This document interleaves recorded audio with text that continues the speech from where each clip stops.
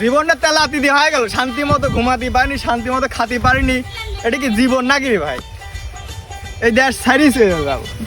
কিরে ভাই কি হয়েছে, তুই এবার করতেছিস কে? দেখতেছিস না ভাই কারেন্টের কি অবস্থা, পানির জন্য ধান খেত ফাটিয়ে যাচ্ছে। রাতে ঠিকভাবে ঘুমাতেই পারিনি, আর সালপালের লেখাপড়ার কথা তো বাদিয়ে দিল। কে রে ভাই, তুই কি হারামি হয়ে গেছু? তোর ভিতরে কোনো ইনসাফ নাই। এই তোক যদি কোয়া হয় দিনটা 24 ঘন্টা এই পুকুরে সাঁতার কাটতি, তুই কি পারবু? না তো ভাই। তোক যদি 24 ঘন্টা কুদাল কোবাতি কই, তুই কি কুদাল কোবাতে পারবু? না। কে রে ভাই, তাহলে তুই যদি একটানা 24 ঘন্টা কাজ না করতে পারিস, এই কারেন্ট 24 ঘন্টা একটানা কাজ করবি তুই?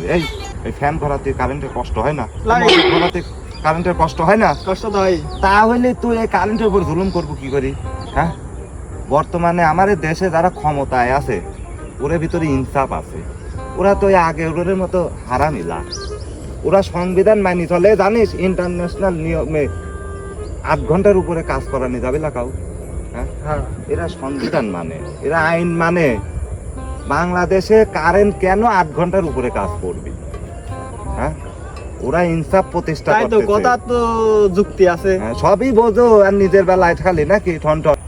নিজের ইমান আমল ঠিক করি সরকারের উপরে আস্থা রাখো।